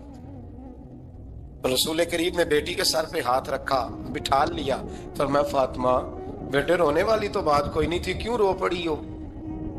تو عرض کرنے لگی محبوبہ میں بچپن سے دیکھ رہی ہوں محنت کرتے، جد و جہد کرتے، مشقت کرتے، یا رسول اللہ آج آپ آئیں گے تو آپ کے چہرے پر تھکاوٹ کے آثار ہیں، حضور وجود تھکا ہوا ہے۔ یا رسول اللہ میں نے ساری زندگی آپ کو کام کرتے دیکھا ہے، مدینے والے حبیب مجھے بتا تو صحیح کام کب تک کرنا ہے؟ کو وقت آئے گا جب آپ کی کمر بھی بستر سے لگے، کو ٹائم آئے گا آپ گھر میں بیٹھیں من پسند غذائیں کھائیں، حضور کب تک یہ جد و جہد کرنی ہے، کب تک یہ کام ہوگا؟ جناب فاطمہ فرماتی حضور نے میرے آنسو پوچھے، مولا کائنات شیر خدا فرماتے ہیں نبی کریم علیہ السلام فرمانے لگے فاطمہ تیرے باپ کی ڈیوٹیاں بڑی زیادہ ہیں، جب تک دنیا کے آخری کونے تک دین نہیں پہنچ جاتا اور جب تک اینٹیں اور پتھر بھی میرے دین کا پیغام سن نہیں لیتے اتنی دیر تک تیرا باپ جد و جہد کرتا ہی رہے گا۔ یہ بڑا مشکل کام ہے، یہ دین کا سفر، یہ دین کی جد و جہد، یہ دین کی تھکاوٹ، آپ اپنی مرضی نہیں کر پاتے، لوگ اپنی مرضی کے ساتھ جی نہیں پاتے جو اس رستے کے مسافر ہوتے ہیں، وہ دین کی پراپرٹی ہوتے ہیں، انہیں دین کے مطابق چلنا پڑتا ہے۔ تو جناب فاطمہ نے وہ سارے رنگ دیکھے رسول کریم علیہ السلام کی حیات مبارکہ کے، پھر یہ ساری کیفیت جب دیکھی نا کہ حضور اتنی محنت کرتے ہیں تو پھر جناب فاطمہ کو میرے نبی کی امت سے پیار بڑھاؤ گے صلی اللہ ہو. سمجھیے گا اس بات کو. امت مسلمہ سے حضرت فاطمہ کو بڑا. امام حسن کہتے ہیں میری اماں سارے کام کرتی تھی گھر کے. اب تو شہزادے ہیں نا ہمارے بچے, کام اور بچی, یعنی بچی میکے سے واپس آتی ہے تو سب سے بڑا دکھڑا یہ سناتی ہے کہ وہ کام بڑا کراتے ہیں. یہی ہے نا دکھڑا. ہاں نہ تو کریں. اور میں آپ ناراض نہ ہو جانا, میں بھی بیٹی کا باپ ہوں, میں بھی بہنوں کا بھائی ہوں, میں بھی اس بات کو سمجھتا ہوں, لیکن ایک بات ذہن میں رکھنا, یہ بات نہیں ہے کوئی کرنے والی کہ سارے بچی کے ماں باپ جمع ہو کے پہنچ جاتے ہیں ہماری بچی جی کام بڑے کرتی ہے. مثلاً کیا کرتی ہے, کیا کرتی ہے وہ؟ آؤ میں بتاؤں میرے مصطفیٰ کی بیٹی کیا کرتی تھی. میں نے سینکڑوں دفعہ یہ بات کی اور میرا دل کرتا ہے روزانہ کروں, پھر کرتا ہوں. دنیا میں کوئی اتنا غریب ہے جس کی بیٹی اتنا کام کرے کہ ہاتھوں پہ چھالے پڑ جائیں؟ ہے کوئی اتنا غریب تو اٹھ کے بتائے کہ میری بیٹی سسرال میں اتنا کام کرتی ہے کہ چھالے پڑ جاتے ہیں. میں دکھاتا ہوں, میرے رسول کی شہزادی کو چھالے پڑ جاتے. کچا مکان, جناب فاطمہ جناب فضا آپ کی لونڈی تھی, ان سے مٹی منگاتی اور گھر میں لیپا پوتی کرتی, پھر جھاڑو دیتی. امام حسن اور حسین کے درمیان پورے سال کا فرق نہیں, 11 مہینے کا فرق. دونوں بچوں کو سنبھالتی. جناب علی کی والدہ حضرت فاطمہ بنت اسد بوڑھی تھی. جناب فاطمہ وہ کھول کے نوکری کرتی کہ حضرت فاطمہ بول پڑتی. حضرت فاطمہ بنت اسد بول پڑتی, کہتی بیٹے فاطمہ میرا اتنا نہ خیال رکھا کر, تیرے اپنے بھی بچے ہیں. جناب فاطمہ فرماتی آپ صرف علی کی ماں تو نہیں نا, آپ میری بھی تو ماں ہے نا. یہاں بیٹیاں فلسفہ بیان کرتی ہیں, وہ کہتی ہیں جی کس حدیث میں آیا ہے ساس سسر کی خدمت فرض ہے. میں نے کہا کسی میں بھی نہیں آیا. ہم کیا کہہ رہے ہیں, کسی میں بھی نہیں آیا, لیکن یہ تو آیا ہے نا کہ شوہر راضی ہو تو اللہ راضی رہتا ہے. تو اگر شوہر ماں باپ کی خدمت سے راضی ہوتا ہے تو کرو خدمت, اس کو تو راضی کرنا ہے نا, اس پر تو توجہ دو. حضرت فاطمہ پھر چکی پیستی. چکی چکی یہ آسان جملہ نہیں, کہہ جاتے ہیں ہم, سن لیتے ہیں آپ. چکی پیس کر, جو پیس کر اس کا آٹا بنانا, پھر بچوں کے لیے کھانا پکانا. پھر ایک دن کہنے لگے علی آپ کی آمدن تھوڑی ہے, خرچے زیادہ, چرخہ نہیں لا دیتے. فاطمہ کیا کرو گی؟ فرمایا تھوڑا سا سود بنا لیا کروں گی, تم بیچ آیا کرنا. چلو میں تھوڑا ہاتھ بٹاؤں گی. یہ ساری ڈیوٹیاں کر کے حضرت حسن پرواتے ہیں. پھر عزت والے رسول کی عزت والی بیٹی, پھر شانوں والے نبی کی شانوں والی بیٹی, پھر پاک محبوب کی پاک شہزادی. ساری ڈیوٹیاں کر کے رات کو مولا علی سے کہتی اگر آپ اجازت دیں تو اللہ کو راضی نہ کر لوں. حضرت علی فرماتے فاطمہ جیسے دل کرے. تو امام حسن کہتے ہیں پھر میری ماں مصلی بچھا لیتی, مصلی, اور پھر ساری رات وہ نماز پڑھتی, ساری رات. اور فرماتے ہیں جب سویرے ہاتھ اٹھاتی تو پہلی دعا یہ کرتی اے اللہ میرے رسول کی امت پہ رحم فرما, اے اللہ میرے رسول کی امت پہ رحم فرما. تو کہتے ہیں زمانے بیت گئے یہ دعا سنتے. تو ایک دن میں قریب گیا تو میں نے کہا امی حضور کوئی دعا میرے لیے بھی کر دیں, کوئی حسین کے لیے بھی کر دیں, کوئی زینب کے لیے بھی کر دیں. ساری دعائیں امت مصطفیٰ امت مصطفیٰ امت مصطفیٰ. کتنا بڑا جملہ ہے, کتنا بڑا. شیخ محقق نے لکھا ہے کتنا بڑا. جناب فاطمہ فرمانے لگی تیرے لیے بھی کرتی ہوں, حسین کے لیے بھی کرتی ہوں, زینب کے لیے بھی کرتی ہوں, سب کے لیے کرتی ہوں. پر بیٹا یاد رکھنا فاطمہ کی دعاؤں پر پہلا حق میرے رسول کی امت کا ہے. فاطمہ کی اصل میں بات بہت خوشی کی سنا دی میں نے آپ, لیکن آپ وہیں سست کے سست رہ گئے. یہ کسی عام آدمی کی دعا نہیں, پیر صاحب کی, درویش صاحب کی رٹی رٹائی دعا نہیں, یہ سیدہ فاطمہ کی دعا ہے. آپ کو اتنا بڑا خزانہ مل رہا ہے اور آپ سمجھے نہیں بات کو. حضرت فاطمہ فرمانے لگی میری دعاؤں پر سب سے زیادہ حق میرے رسول کی امت کا ہے, تو میں یہ حق ہمیشہ ادا کرتی رہوں گی, میں انہیں دعائیں ہمیشہ دیتی رہوں گی. حضرت فاطمہ بڑا پیار کرتی ہیں. امام حسن کہتے ہیں کہ ایک پورا دن گزر گیا, کھانے کو کچھ نہ ملا. اگلی شام آ گئی تو چند روٹیاں کھانے میں ملیں. جوں لائے حضرت علی, جناب فاطمہ نے پیس کے روٹی پکائی. فرماتی ہیں سب کو کھانا کھلا دیا تو اپنی روٹی آپ نے رکھ لی. جب آپ کھانا کھانے لگی, کھانے پر ہاتھ ہی رکھا تھا کہ دروازے پر کسی نے صدا دی. تو کہتے ہیں بولنے والے کے لفظ بڑے عجیب تھے, جس نے صدا دی نا اس کے لفظ بڑے عجیب تھے. کہنے لگے اور رسول اللہ کی بیٹی. میں 2 دن سے فاقے میں ہوں، تو مجھے پتا ہے اس گھر سے روٹی ضرور ملے گی۔ جناب فاطمہ نے نہ کھانا اٹھایا، امام حسن کو کہنے لگی بیٹے دے آ۔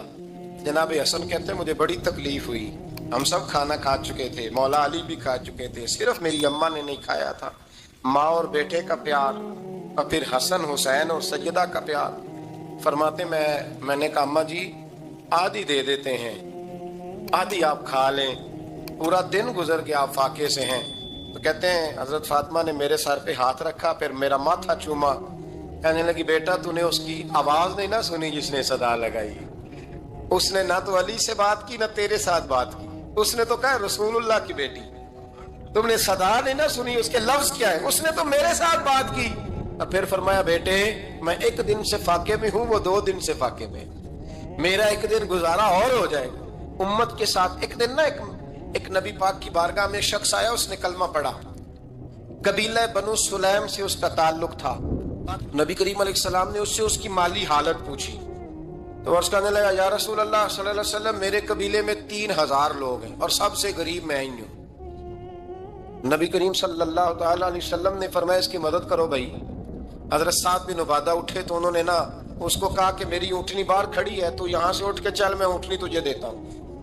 مولا علی شیر خدا اسی وقت اٹھے اور آپ نے اپنے سر سے امامہ شریف اتارا، فرمایا میں نے کل ہی خریدا ہے، یہ میں تمہیں تحفے میں دیتا ہوں۔ حضور نے نا حضرت سلمان فارسی کی ڈیوٹی لگائی، فرمایا اسے سواری بھی مل گئی، کپڑے بھی مل گئے، اس کے کھانے کا بندوبست کر، پتہ کر کس گھر میں کھانا ہے تو لا۔ حضرت سلمان فارسی کہتے ہیں میں گلی میں نکلا تو پہلی نظر میری سیدہ فاطمہ کے دروازے پہ پڑی، میں نے دستک دی، سیدہ فاطمہ اندر سے بولی کون ہے؟ میں نے کہا میں غلام سلمان فارسی۔ جناب فاطمہ تزارا سے میں نے عرض کی ایک بندہ آیا ہے، کلمہ پڑھا ہے، اور وہ کہتا ہے 3000 آدمی میرے قبیلے میں ہے اور سب سے غریب میں ہوں۔ تو اماں جی اس کو مولا علی نے امامہ دے دیا ہے اور حضرت سعد بن عبادہ رضی اللہ تعالیٰ عنہ نے اونٹنی دے دی ہے۔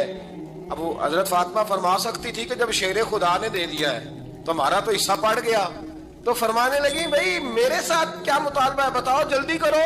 کہا کھانا نہیں کھایا اس نے، تو آپ فرمانے لگی کھانا دیتے ہیں۔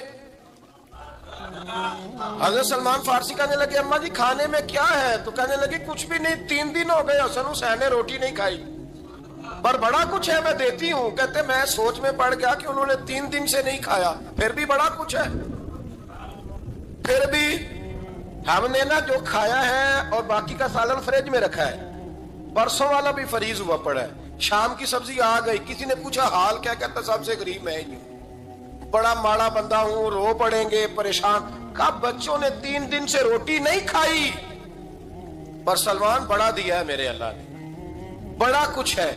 تو کہا اماں جی پھر کرنا کیا ہے؟ فرمایا تو ٹھہر نا میں بتاتی ہوں۔ کمبل پڑا تھا، بسترا سمجھ لیں، موٹا اوڑھنے کا، خدر کا، حضرت فاطمہ جلدی سے لائیں، فرمانے لگے یہ پکڑو اور دیر نہ کرنا، یہ ہماری گلی کے کونے پہ نا 2-4 گھر چھوڑ کے تو ایک یہودی ہے، اس کا نام شمعون ہے، وہ اس طرح کی چیزیں گروی رکھ کے یا خرید کے نا تو پیسے بھی دے دیتا ہے، جوں بھی دے دیتا ہے، گندم بھی دے دیتا ہے، سرکہ اور کھجوریں بھی، اسے دے آ، اور وہ جو سامان دینا وہ میرے پاس لا، اور لا کے مجھے دے تاکہ میں جلدی سے اس آدمی کے لیے بندوبست کروں۔ پتہ نہیں بیچارہ کتنے دنوں کا بھوکا ہے، پتہ نہیں بیچارہ کتنے، اپنے بچوں نے 3 دن سے روٹی نہیں کھائی، لا نہ ذرا۔ حضرت سلمان فارسی کہتے ہیں میں نے تھوڑا توقف کیا کہ میں آپ کا بستر لے جاؤں، یہ کمبل لے جاؤں، تو فرمانے لگی ہوگا میں میرا وہ جانا پڑے گا۔ جناب سلمان فارسی کہتے ہیں میں شمعون یہودی کے پاس گیا، میں نے کہا یہ کمبل لو، چاہے تو نگد پیسے دے دو، سامان خرید لیتے ہیں، اور چاہے تو اناج، جوں، سرکہ، کھجوریں جو تمہارے پاس ہے دے دو۔ وہ کہنے لگا یہ کس کا ہے؟ بڑا شاندار ہے، بڑا خوشبو والا ہے۔ تو کہا یہ مولا علی کے گھر سے آیا ہے، پاک بی بی نے دیا ہے کہ اس کو گروی رکھ لو اور مہمان کے لیے کچھ دے دو۔ کہا مہمان کون سا؟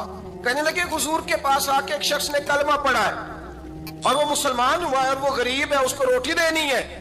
تو وہ شمعون یہودی کہنے لگا میں بھی تو رات پڑھا کرتا تھا، تو آج ہی سویرے میں نے پڑھا ہے، آج ہی سویرے پڑھا ہے، ابھی پڑھا ہے۔ میں بڑی دیر سے حضور آئے تھے پر میری آنکھوں پہ پردہ ہی رہ گیا، مقدر سکندر کا دیکھو کہ پیاسے چلے جا رہے ہیں کنارے کنارے، میں پیاسا ہی مرنے لگا تھا، آج ہی میں نے پڑھا ہے کہ جو آخری امت آئے گی نا، اس امت میں جو رسول اللہ صلی اللہ علیہ وسلم کے قریبی ہوں گے، ان کا کمال یہ ہوگا کہ وہ اپنا پیٹ پر پتھر باندھ کے دوسروں کی مدد کیا کریں گے. یہ میں نے آج ہی پڑھا ہے اور ابھی تو نے مجھے اس کا نظارہ کرا دیا ہے. کہنے لگا یہ چادر بھی لے جا, جو بھی لے جا, سرکہ بھی لے جا, آٹا بھی لے جا, کھانا بھی لے جا, اور اس طرح کر کے میرے پاس سے نقد بھی لے جا, اور جناب فاطمہ سے کہنا یہ سارا کچھ رکھ لے, اور انہیں کہنا کہ مجھے پتا ہے آپ قبول نہیں کرے گی پر قبول کر لے, وہ آپ کا کمبل آیا ہے تو میرا دل نرم ہو گیا ہے, میں یہ قربانی بھی دیتا ہوں اور آپ کے باپ کا کلمہ پڑھ کے مسلمان بھی ہوتا ہوں. حضرت فضا کہتی ہیں, حضرت فضا بہت سے, اور جناب فاطمہ بڑی شفقت کرتی تھی ان کے ساتھ. جناب فضا کہتی ہیں ہمارے ساتھ ہی نا 2-4 گھر چھوڑ کے ایک یہودی مسلمان ہوا تو اس کے رشتہ داروں نے رشتے توڑ دیے, ناطے توڑ دیے, سارا خاندان مسلمان ہو گیا, لوگوں نے ملنا گلنا چھوڑ دیا. فرماتے ہیں کہ اس کی بیوی فوت ہو. علیہ السلام نے جب ان کو لے کے حضور داخل ہوئے تو جناب فاطمہ نے آنکھیں جھکا لی, پردہ کر لیا. حضور نے فرمایا بیٹی وہ تو نابینا ہے. تو عرض کرنے لگی حضور مجھے تو نظر آ رہا ہے نا. یعنی حضور نے جو ازواج کو کہا وہ بات کی. جناب فاطمہ کا جو انداز ہے وہ نرالا ہے. تو حضرت علی کہتے ہیں جناب فاطمہ نے جواب دیا کہ بہترین عورت وہ جسے نہ کبھی غیر محرم دیکھا ہو اور نہ غیر محرم نے کبھی, وہ بی بی نے بھی کبھی غیر محرم بندہ نہ دیکھا ہو, دیکھا ہی نہ ہو اس نے. یہ پوائنٹ ذرا مشکل ہے, سمجھنے والا ہے. تو حضرت علی کہتے ہیں میں وہاں سے گردن جھکائی اور بیچ آ کے بیٹھ گیا, بات ابھی جاری تھی. حضور نے فرمایا آتا ہے کسی کو جواب؟ تو کہتے ہیں میں نے ہاتھ کھڑا کیا. میں نے کو حضور آتا ہے. تو حضور مسکرا پڑے, فرمایا چل بتا. میں نے عرض کی حضور بہترین عورت وہ ہے کہ نہ کبھی اسے غیر محرم نے دیکھا ہو نہ اس نے کبھی غیر محرم دیکھا ہو. تو حضرت علی کہتے ہیں شاباش, مجھے ملنی چاہیے تھی نا. حضور مسکرا پڑے, کہنے لگے میں نے تو پہلے کہا ہے فاطمہ تو فدا تو منی, فاطمہ میرے جگر کا ٹکڑا ہے, میں نے تو بڑا پہلے کہہ دیا ہے. تو کہتے ہیں صحابہ میری طرف دیکھنے لگے کہ یہ تو تعریف فاطمہ کی ہونے لگ گئی ہے. تو میں نے کہا کیا کریں, اس محبوب کو بتایا ہے جس کے لیے اللہ نے کوئی پردہ رکھا ہی نہیں, سارے پردے کھول دیے. حضرت فاطمہ کے وصال کا وقت آیا, انتقال کا. تو حضرت اسماء بنت امیس کو بلایا اور بلا کے فرمانے لگی تو مجھے غسل دینا اور سوائے میرے شوہر مولا علی کے کسی اور سے مدد بھی نہ لینا. اور فرمانے لگی میں نے حبشہ کے بارے میں سنا ہے کہ وہاں جب بیویوں کا جنازہ اٹھتا تھا تو وہ لوگ چارپائی کے اوپر یوں کر کے اس طرح کر کے لکڑیاں لگاتے تھے, نیچے باندھ لیتے تھے اور لکڑی میں لچک ہو تو اوپر جا کے پھر اس کو باندھ دیتے تھے تو پردہ بن جاتا تھا. فرمایا میں نے علی کو بتا دیا ہے, تمہیں بھی بتا رہی ہوں, جنازہ میرا رات کو اٹھانا اور لکڑیاں لگا کے نا تو اوپر پردہ کر لینا, میرے وجود پر پڑی ہوئی چادر پر بھی کسی کی نظر نہیں پڑنی چاہیے. رات کو جنازہ اٹھانا اور رات کو مجھے دفن کر دینا. مدینہ منورہ میں حضور کے وصال ظاہری کے 6 ماہ بعد جناب فاطمہ الزہرا کا جنازہ اٹھا. تو مسجد نبوی شریف سے ایک شخص اپنی داڑھی آنسوؤں سے بھگوتا ہوا نکلا. حضرت ابوبکر صدیق نے کھڑا کر کے پوچھا کیوں نبی پاک کے چچا عباس روتے کیوں ہو؟ حضرت عباس کہنے لگے پہلے حضور گئے تھے, اب نبی پاک کی تصویر بھی چلی گئی. کیا ہوا؟ کہ جناب فاطمہ کا وصال ہوا. پھر سے ایک دفعہ مدینے میں رات آئی, پھر سے شام ہوئی, پھر سے جنازہ اٹھا. شیر خدا علی المرتضیٰ رضی اللہ تعالیٰ عنہ نے, حضرت عباس نے, حضرت قسم بن عباس نے, حضرت عبداللہ ابن عباس نے تدفین سے فارغ ہوئے. ایک روایت ہے کہ حضرت عباس نے جنازہ پڑھایا اور ایک مستند روایت ہے کہ حضرت ابوبکر صدیق نے جنازہ پڑھایا. اور جب جنازہ پڑھا کر کے باہر نکلے تو حضرت علی شیر خدا کی آنکھوں میں آنسو تھے. اتنے کالی روتے کیوں ہو؟ فرمانے لگے صرف فاطمہ نہیں گئی, مصطفیٰ کریم کی امت کے لیے دعائیں کرنے والا ایک بڑا ہاتھ رخصت ہوا ہے, ایک بڑا ہاتھ. جناب فاطمہ الزہرا نے 29 سال کی عمر مبارک گزاری. میں نے پہلے بھی ایک دفعہ یہ موضوع بیان کیا تھا تو میں نے بات کر دی تھی, کیونکہ میں نے نہیں کی, وہ بات کسی اور کی ہے, کرنی بڑی ضروری ہے. علامہ اقبال کہنے لگے, اسرار بے خودی میں لکھنے لگے کہ فاطمہ جو تو نے کیا ہے وہ کوئی نہیں کر سکتا. اقبال کہنے لگے فاطمہ جب تجھے دیکھتا ہوں نا تڑپ اٹھتا ہوں. کہنے لگے اے فاطمہ میرے رسول کریم نے نا میرے پاؤں میں شریعت کی زنجیریں باندھ دی ہیں, اگر مجھے شریعت منع نہ کرتی، حضور پابند نہ کرتے، تو میں کعبے کا طواف نہ کرتا، تیری قبر کا طواف کرتا۔ بیٹا بھی آتا ہے جمعے والے دن، جب جمعہ پڑھا رہا ہوتا ہوں تو کئی دفعہ بیٹا آ جاتا ہے چھوٹے والا، اب وہ چھوٹا ہے اس کو نہیں پتا کیا کرنا ہے، تو میں کوئی اشارہ کرتا ہوں کہ اس کو گھر لے جاؤ۔ بھائی بچے ہوتے ہیں تو اب بچوں کے ساتھ گفتگو جمعے میں تھوڑی شروع کر دی جائے گی، تقریر چھوڑ کے آ جاتے ہیں بچے۔ امام حسین بھی آ گئے مسجد نبوی میں۔ ایک دفعہ پہلے آئے تھے دونوں بھائی، امام حسن اور حسین، تو جب دونوں مسجد میں وہاں داخل ہوئے نا، سامنے حضور خطبہ دے رہے تھے، تو امام حسن رضی اللہ تعالیٰ عنہ کا پیر ان کے اپنے کرتے میں الجھا، وہ گر گئے۔ حضور کسی صحابی کو بھی کہہ سکتے تھے ذرا اٹھاؤ بچے کو، لیکن نبی پاک نے جمعہ چھوڑ دیا۔ نیچے اترے، امام حسن کو اٹھا کے لائے، ممبر پہ بٹھایا، اور لفظ بڑے حسین ہیں حدیث میں۔ محبوب فرمانے لگے، یار یہ اولاد آدمی کو بزدل نہیں کر دیتی، یہ کمزور نہیں بنا دیتی، بچہ گرا ہے تو دیکھا ہی نہیں گیا۔ حضرت عمر جمعہ پڑھا رہے تھے، امام حسین آ گئے، یعنی یہ وہ درویش آدمی نہیں، ملنگ نہیں جو ہر وقت ایسے کر کے، یہ وہ والا بندہ نہیں۔ حضرت عمر فاروق بڑے جری آدمی ہیں۔ حضرت عمر فاروق تو جا کے حجر اسود کو کہنے لگے تھے، میاں میں کوئی لکیر کا فقیر نہیں کہ تیرے بوسے لیتا پھروں، میں نے کبھی تجھے پلٹ کے دیکھنا بھی نہیں تھا، میں تو تیرے اس لیے بوسے لیتا ہوں کہ تجھے میرے نبی کے لب لگ گئے ہیں، میں کو بلا وجہ لکیر کا فقیر نہیں۔ بڑا جری دلیر آدمی حضرت عمر۔ امام حسین آئے سیدھے حضرت عمر کے پاس، جب سیدھے ممبر کی طرف جا رہے تھے تو حضرت علی نے پکڑا امام حسین کو پیچھے سے، کدھر جا رہے ہو؟ تو حضرت عمر کہنے لگے، علی چھوڑ دے، میرا اور حسین کا معاملہ ہے، آنے دو۔ امام حسین آئے تو کہنے لگے حضرت عمر کے سامنے کھڑ۔ میں نے کہا بچوں جمعے میں بچوں سے تو نہیں نا بندہ باتیں شروع کر دیتا۔ تو حضرت امام حسین کہنے لگے حضرت عمر سے، نیچے اترو، یہ میرے نانا کا ممبر ہے، نیچے اترو، یہ میرے۔ حضرت علی نے پھر پکڑا، یہ کیا کہہ رہے ہو؟ حضرت عمر کہنے لگے، علی وہ آپ سے بات نہیں نہ کر رہا، میرے ساتھ کر رہا ہے نا، کرنے دو۔ یہ صرف آپ سبحان اللہ اور ماشاءاللہ الحمدللہ پکار کر چپ نہ کر جایا کریں، مسئلے کی نزاکت کو سمجھیں۔ بالکل امت سے یہ چیز ختم ہوتی جا رہی ہے۔ آج لوگ اس حسین کے بارے میں بات کرتے ہیں، دو شہزادوں کی لڑائی، وہ جی سیاسی معاملات، ذرا سوچیں سمجھیں، معمولی آدمی کی بات نہیں۔ حضرت عمر اترو، میرے نانا کا ممبر ہے۔ تو جناب عمر فاروق ممبر سے اتر کے نیچے کھڑے ہو گئے، اتر کے نیچے چپ کر کے۔ تو امام حسین فرمانے لگے، جا کے اپنے نانا کے ممبر پہ بیٹھ۔ حضرت عمر فرمانے لگے، حسین میرے نانے کا تو کوئی ممبر نہیں یار، ممبر بس تیرے نانا کا ہی ہے، میرے نانا کا ممبر ہے ہی نہیں، تو جاؤں کدھر، کوئی ممبر نہیں میرے نانا کا۔ یہ لفظ کہے تو جناب عمر رو پڑے، کہنے لگے میں تو اونٹ چرانے والے کا بیٹا ہوں، میرے نانا کا ممبر کہاں سے آیا؟ امام حسین بڑی معصومیت سے کہنے لگے، کوئی ممبر نہیں آپ کے نانا کا؟ کہا کوئی نہیں۔ کہنے لگے چلو ٹھیک ہے، پھر میرے نانا کے ممبر پہ بیٹھ جاؤ۔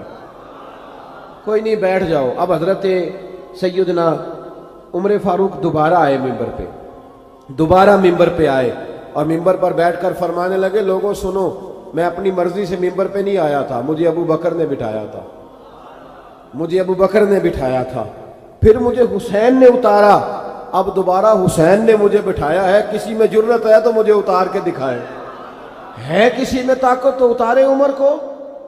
امام حسین کی رہے گی اس لیے کہ ان میں استقامت تھی۔ امام حسین کے ساتھ اس وقت 72 لوگ تھے، لیکن آج کائنات کا ذرہ ذرہ امام حسین کے ساتھ ہے۔ اس کا مطلب ہے وقت لگتا ہے، نظریہ غالب آ ہی جایا کرتا ہے، تو استقامت والی زندگی گزاریں۔